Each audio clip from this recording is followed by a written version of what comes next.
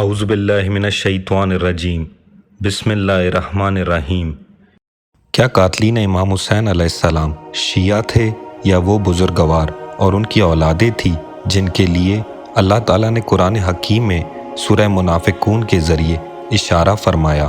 میرا اس موضوع پر بات کرنے کا مقصد کسی بھی فرقے کی دل آزاری نہیں، بلکہ صحابہ اور تابعین کے لبادے میں چھپے منافقین کو بے نقاب کرنا اور اہل علم حضرات کے سامنے حقیقت کو کھل کر بیان کرنا ہے۔ فقہ ناظبی اور ان سے ملتی جلتی سوچ رکھنے والوں کو علمی پیراہے میں رہتے ہوئے جواب دینا ہے، جو امام حسین علیہ السلام جیسی پاک ہستی کی شہادت کے واقعے کو محض شیعوں کی رنگ بازی قرار دیتے آئے اور اپنے بزرگوں کو بچانے کے لیے اس کا الزام شیعیان علی علیہ السلام پر ڈالتے آئے۔ ویسے بھی بہت ہمت و مردانگی چاہیے قاتلین امام حسین علیہ السلام کا نام کھول کر لینے میں، کیونکہ اگر غیرت جمع کر کے نام لے بھی لیا جائے تو ان کتابوں کی شرعی حیثیت پھر کیا بچے گی جن کے کچھ راویان حدیث وہ ہوں جو نواسۂ رسول صلی اللہ علیہ وآلہ وسلم کے قاتل ہوں۔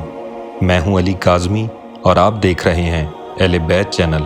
صحابہ کے لباس میں چھپا پہلا منافق جس نے امام حسین علیہ السلام کو خط لکھ کر کوفہ بلایا اور نہ صرف ساتھ چھوڑ دیا بلکہ کربلا میں بھی سپہ یزید کی پیادہ فوج کا سردار بنا، اس کا نام ہے شبس بن ربی التمیمی الیربوئی، جسے کچھ تاریخی حوالوں میں شبس بن ربی الریائی کے نام سے بھی جانا جاتا ہے۔ اس کی کنیت ابو عبد القدوس تھی اور اس کا تعلق قبیلہ بنو حنظلہ کی شاخ بنو یربو سے تھی۔ اس کا شمار کوفہ کے ان لوگوں میں ہوتا ہے جنہوں نے رسول پاک صلی اللہ علیہ وآلہ وسلم کا دور دیکھا۔ اب سوال یہاں یہ پیدا ہوتا ہے کہ کیا اسے صحابی کہا جا سکتا ہے؟ چلیں اس کا فیصلہ ہم اس کی زندگی پر روشنی ڈال کر کرتے ہیں۔ شبس بن ربی کے چند کار نمایاں یہ ہیں۔ نمبر 1، رسول پاک صلی اللہ علیہ وآلہ وسلم کے اس دنیا سے پردہ فرمانے کے بعد شبس مرتد ہو گیا اور ملونہ سجا بنت حارث جس نے نبوت کا جھوٹا دعویٰ کیا تھا اس پر ایمان لے آیا اور اس کے لیے کچھ عرصہ مؤذن کا کام کیا، اور پھر جب مسلمانوں نے قتال کر کے غلبہ پایا تو موت کے خوف سے دیگر حضرات کی طرح دوبارہ اسلام قبول کیا۔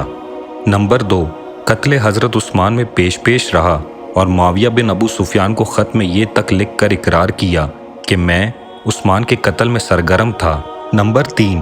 جنگ جمل میں بنو حنظلہ کے جو چند لوگ حضرت طلحہ اور زبیر کے کہنے پر قتل عثمان کا بدلہ امام علی علیہ السلام سے لینے بی بی عائشہ کے ساتھ اٹھ کھڑے ہوئے، ان میں یہ موصوف خود کو بچانے کے لیے شامل تھے۔ نمبر 4، جنگ جمل میں شکست کھانے کے بعد قید ہو جانے کے خوف سے امام علی علیہ السلام کی بیعت کی، اور پھر جنگ صفین میں امام علی علیہ السلام کی قیادت میں معاویہ سے جنگ کی، اور جب عمر ابن عاص کی مکاری سے قرآن نیزوں پر بلند ہوئے اور تحکیم کا واقعہ پیش آیا تو شبس ابن ربی خوارج سے جا ملا۔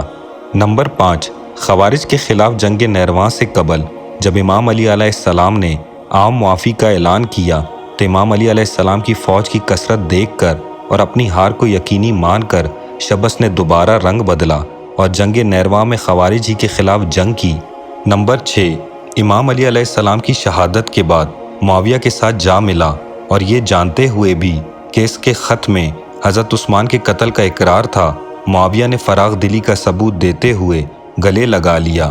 نمبر 7، معاویہ کے دور ملوکیت میں جب فروہ بن نوفل نے سر اٹھایا تو معاویہ کے قریبی ساتھی مغیرہ ابن شعبہ کی قیادت میں سپہ سالاری کے فرائض انجام دیتے ہوئے شبس نے جنگ میں حصہ لیا جس میں فروہ مارا گیا۔ نمبر 8، پھر معاویہ کے دور حاکمیت میں ہی جب شیعیان علی علیہ السلام کے خلاف ظلم کا بازار گرم ہوا اور ممبر رسول صلی اللہ علیہ وآلہ وسلم سے امام علی علیہ السلام کی شان میں گستاخی کا آغاز ہوا تو صحابی رسول اور شیعیان علی جناب حجر بن عدی نے اس کی شدید الفاظ میں بارہا مذمت اور روکنے کی کوشش کی۔ حکومتی حکم نامے میں مداخلت کے جرم میں جب حاکم کوفہ زیاد بن ابیہا نے حجر بن عدی کو قید کیا تو خود کو شیعیان معاویہ ثابت کرنے کے لیے شبس بن ربی ان لوگوں میں شامل تھا جنہوں نے حجر بن عدی کے خلاف گواہی دی، اور پھر معاویہ کے حکم پر انہیں بے گناہ شہید کر دیا گیا۔ جب معاویہ کا انتقال ہوا اور نظام ملوکیت یزید بن معاویہ بن ابو سفیان کے ہاتھ آئی تو تو کوفہ میں اس بادشاہی نظام کے خلاف اکثریت کو دیکھ کر موقع پرست شبس کہاں خاموش بیٹھا رہ سکتا تھا، لہٰذا شیعیان معاویہ کا لباس اتار کر شیعیان علی کا لباس پہننے کی چند دن خوبصورت اداکاری کی۔ امام حسین علیہ السلام کو جن جلیل القدر صحابوں نے خط لکھ کر کوفہ بلانے کی دعوت دی، ان میں خود کو بھی شمار کرتے ہوئے شبس بن ربیع نے بھی خط لکھ ڈالا۔ یہاں پر ایک بات کہنا ضروری سمجھتا ہوں کہ جو ناسبی مولوی ایک عرصے سے اپنے سننے والوں کو بیوقوف بناتے آئے کہ امام حسین علیہ السلام کو شیعوں نے خط لکھ کر کوفہ بلایا اور دھوکہ دیا، ان کی ادھوری بات میں مکمل کیے دیتا ہوں کہ امام حسین علیہ السلام کو شیعیان معاویہ نے خط لکھ کر بلایا اور دھوکہ دیا، کیونکہ شیعیان علی کے بڑے بڑے نام واقعہ کربلا سے قبل کوفہ ہی میں قید اور شہید کر دیے گئے، اور باقی جو بچے وہ اصحاب امام حسین علیہ السلام بن کر کربلا میں قیامت تک کے لیے اپنے ناموں کو روشن کر کے علیہ السلام بن گئے۔ یہ 21ویں صدی ہے اور چند صدیوں یا دہائیوں کا پرانا جھوٹ زیادہ دیر چل نہیں سکتا۔ اس موضوع کی آنے والی ہر ویڈیو سیریز میں گوگل سے لے کر کتابوں کے ریفرنس تک خود کردار اپنا تعارف کرائے گا کہ وہ شیعیان معاویہ تھا یا شیعیان علی، اور قاتلین امام حسین علیہ السلام آخر تھے کون۔ شبس بن ربیع نے دیگر اصحاب رسول صلی اللہ علیہ وآلہ وسلم کی طرح خود کو خیال کر کے امام حسین علیہ السلام کو کوفہ کی دعوت دی، اور پھر ایمان فروش نے حسب عادت ابن زیاد کے کوفہ آتے ہی بیت المال کا منہ کھلا ہوا دیکھا اور پیسوں سے ضمیر بکتے دیکھے تو دنیاوی سکوں کی چمک دھمک نے اسے بھی لبھا دیا اور وہ ابن زیاد کے ساتھ مل گیا۔ جناب مسلم بن عقیل علیہ السلام کو دھوکہ دے کر ان کے ساتھیوں کو توڑنا اور طاقت کو کم کرنے میں دیگر دین فروشوں کی طرح اپنا کلیدی کردار ادا کیا، جس کے نتیجے میں جناب مسلم بن عقیل علیہ السلام کے ساتھ ساتھ کئی صحابی رسول اور شیعیان علی، خصوصاً جناب ہانی ابن عروہ علیہ السلام شہید کر دیے گئے اور کئی قید خانے میں ڈال دیے گئے، جن میں مختار ثقفی اور میثم تمار کا نام مشہور ہے۔ جب غریب الوطن، تشنہ لب، مظلوم نینوا امام حسین علیہ السلام کا قافلہ اپنی آخری منزل کربلا پہنچا، اس موقع پر شبس نے بیماری کا بہانہ بنانے کی کوشش کی کہ کسی طرح ابن زیاد کے حکم پر امام حسین علیہ السلام کے مقابلے میں جنگ کے لیے کربلا نہ جا سکے، کیونکہ اسے ڈر تھا کہ کہیں اس کا لکھا ہوا خط جس میں اس نے امام حسین علیہ السلام کو کوفہ آنے کی دعوت دی، امام ہی کے زبانی آشکار نہ ہو جائے۔ لہٰذا اپنی رسوائی سے بچنے اور لوگوں میں صحابی کے بجائے تصدیق شدہ منافق مشہور ہونے کے ڈر سے اسے بہتر لگا کہ کوفہ میں ہی رک جائے، مگر اللہ کی منشا بھی یہ تھی کہ شہادت کا جام پینے سے پہلے امام حسین علیہ السلام تمام منافقین اور ان کی آل اولاد کو کھینچ کر کربلا میں ہمیشہ کے لیے رسوا و ذلیل کر دیں، تاکہ قیامت تک لعنت کا طوق ان کے گلے میں پڑا رہے۔ لہٰذا شبس کے ہیلے بہانے اس کے کام نہ آ سکے اور ابن زیاد نے اسے یزیدی پرچم کی قیادت سنبھالے۔ ایک اور مشہور صحابی کے بیٹے عمر بن سعد ملعون کی زیر نگرانی تمام پیادہ فوج کا سردار بنا کر کربلا کی رسوائی سمیٹنے کے لیے میدان میں اتار دیا۔ 10 محرم روز عاشور شبس نے پیادہ فوج کی سرداری کے باوجود اپنے ہر ممکن کوشش کی کہ پیچھے پیچھے رہ کر یزیدی حکم کی تعمیل ہو، مگر نواسہ رسول، جگر گوشہ بطول حسین ابن علی علیہ السلام نے جب عمر بن سعد ملعون اور فوج اشقیاء کے سامنے اپنا آخری خطبہ دیا تو ان تمام شیعیان معاویہ کے ساتھ شبس بن ربیع ملعون کا بھی نام لے کر مخاطب کیا کہ تو بھی ان میں سے نہیں جس نے صحابی بن کر مجھے خط لکھا اور بلایا، اور اب میرے ہی نانا کا کلمہ پڑھ کر اور ان کی آل پر درود بھیج کر ہمارے خون کا پیاسا بن گیا۔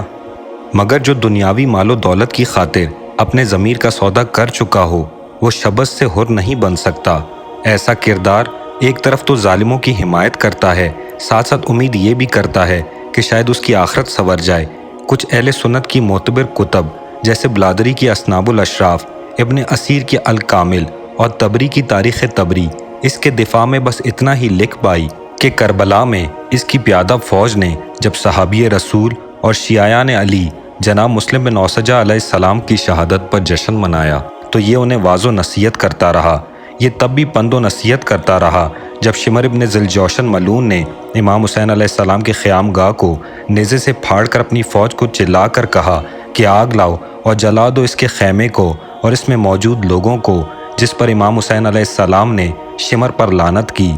دوسری جانب اہل تشیع کی کتب جیسے خوئی کی موجب الرجال، خلانی کی الکافی اس بات کو رد کرتی ہے کہ شبس کے دل میں کوئی رنج و ملال تھا یا فوج اشقیاء کو واعظ و نصیحت کر رہا تھا، بلکہ اس کے برعکس حقیقت یہ ہے کہ سانحہ کربلا اور امام حسین علیہ السلام کی شہادت کے بعد اس نے شکرانے کے طور پر کوفہ میں اسی مقام پر اللہ کی مسجد بنوائی جس جگہ امام علی علیہ السلام نے منع فرمایا تھا، اور یہی بات اس کی تمام زندگی کا مطالعہ کرنے کے بعد صحیح لگتی ہے۔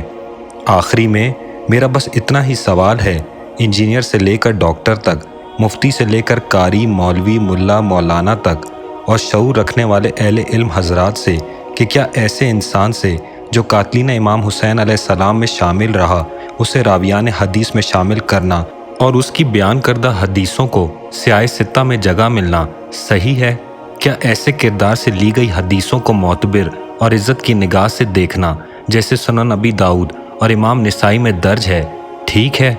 میں تو اتنا ہی کہوں گا، خدا اور فرشتوں کی لعنت ہو، تمام جن و انس کی تا قیامت لعنت ہو چمن محمد صلی اللہ علیہ وآلہ وسلم کے پھولوں کو جلانے اور اجاڑنے والوں پر۔ جسے بھی اس موضوع اور بیان پر اپنی تسلی کرنی ہو اس کے لیے تمام کتب کے حوالہ جات ڈسکرپشن میں درج ملیں گے۔